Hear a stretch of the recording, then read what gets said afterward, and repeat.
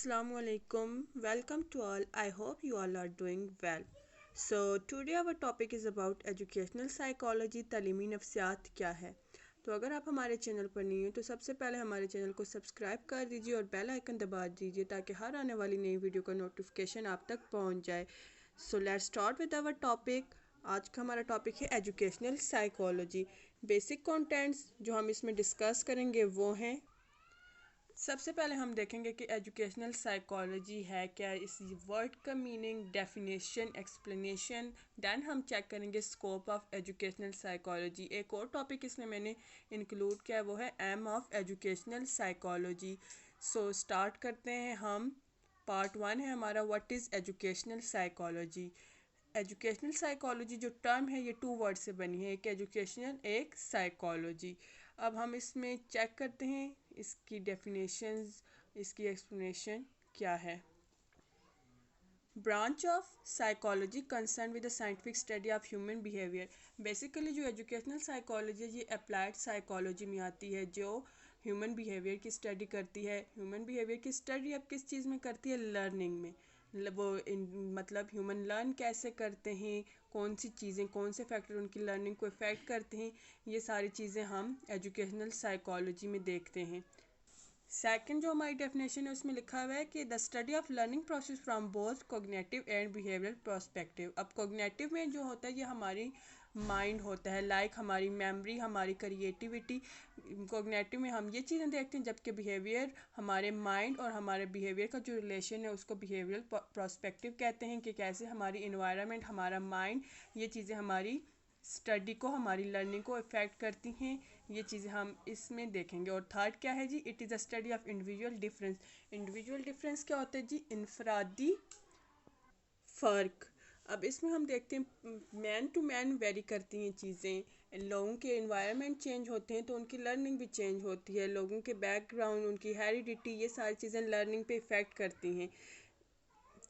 Next हमारे पास आता है जी educational psychology is the science of education. ठीक है जी.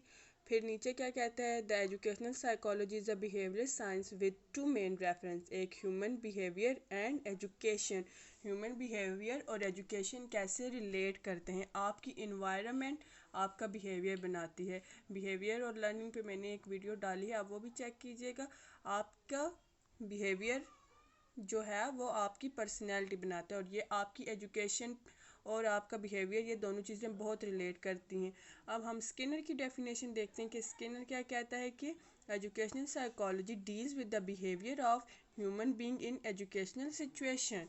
के ह्यूमन का बिहेवियर एजुकेशनल सिचुएशन में, लाइक क्लासरूम में आपके टीचर के साथ, आपकी लर्निंग में आपका जो बिहेवियर है, अगर आपको कोई प्रॉब्लम है, कोई डिसेबिलिटी है, या आप कैसे सीख रहे हैं, कैसा एनवायरनमेंट होना चाहिए, ये सारी चीज़ें हम एजुकेशनल साइकोलॉजी में डिस्कस करते हैं. अब हम देखते हैं कि एजुकेशनल साइकोलॉजी में कौन कौन सी चीज़ें हैं जो इंक्लूड होती हैं.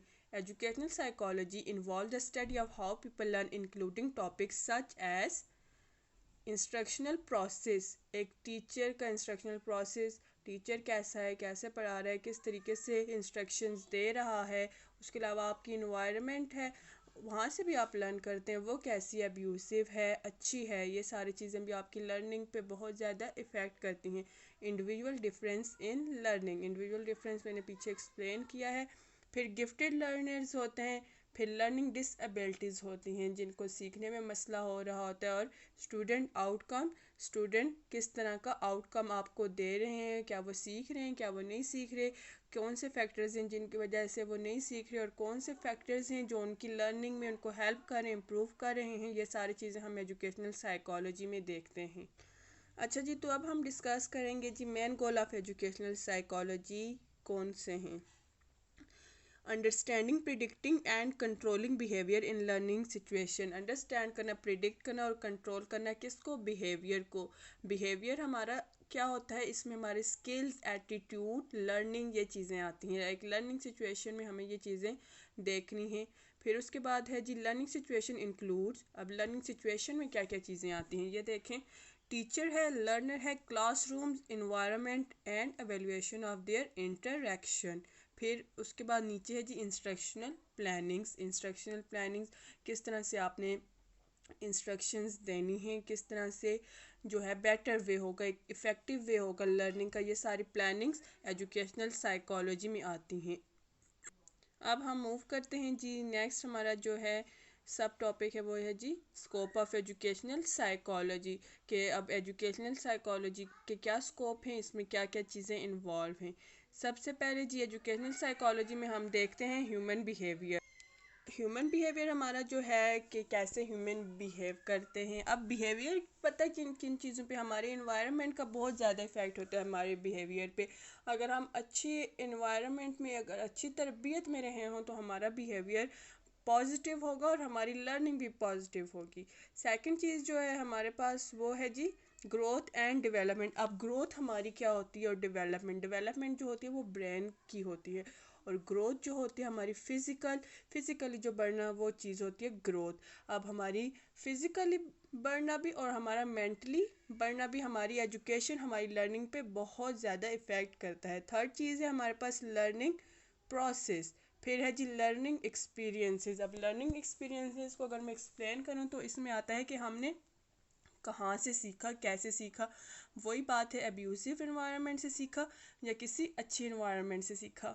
ये चीज़ें बहुत ज़्यादा इफ़ेक्ट करती हैं। हमारा माहौल, हमारी इन्वायरमेंट हमारी लर्निंग पर बहुत ज़्यादा असरअंदाज होती हैं। फिफ्थ चीज़ जो हमारी है वो है हेरिडिटी एंड इन्वायरमेंट। हेरिडिटी हमारी जो, हम जिस नस्ल से, हमारी ये चीज़ें बहुत ज़्यादा इफ़ेक्ट कर रही होती है, और इन्वायरमेंट ऑब्वियसली हमारा माहौल, इसका तो बहुत ज़्यादा इफ़ेक्ट होता है। उसके बाद पर्सनैलिटी हमारी बिहेवियर से ही बनती है, तो हमारा बिहेवियर और हमारी पर्सनैलिटी भी हमारी जो है एजुकेशनल साइकोलॉजी में हम ये चीज़ें डिस्कस करते हैं, क्योंकि ये चीज़ें हमारी लर्निंग को इफ़ेक्ट करती हैं। नेक्स्ट हमारे पास है जी इंडिविजुअल डिफरेंस, ये एक्सप्लेन हो चुका है पहले। फिर है जी इंटेलिजेंस एंड इट्स मेजरमेंट, के हमारी जहानत। अब जी एजुकेशनल साइकोलॉजी में इंटेलिजेंस के मेजर करने के भी टेस्ट हैं, जिसमें एक मोस्ट कॉमन टेस्ट है जो आप देखते हैं आईक्यू टेस्ट। ये चीज़ें भी सारी हम एजुकेशनल साइकोलॉजी में ही डिस्कस करते हैं। फिर गाइडेंस एंड काउंसलिंग, एजुकेशन जो होती है आप सबको पता है, इट ऑल अबाउट गाइडेंस, कि आपने लाइफ कैसे गुजारनी है। लाइफ में आपको कामयाब होने के लिए एजुकेशन की ज़रूरत है, तो जो आपको एजुकेशन आपके लिए गाइडलाइन ही होती है ना, जो आपको प्रोवाइड करती है इंफॉर्मेशन कि आपने कैसे रहना है, एंड काउंसलिंग। तो ये था हमारा आज का टॉपिक, जिसमें हमने 1 बाय 1 सारी चीज़ें डिस्कस की। आई होप आपको आज का लेक्चर पसंद आया होगा। Thank you so much for watching. Good bye, अल्लाह हाफिज़।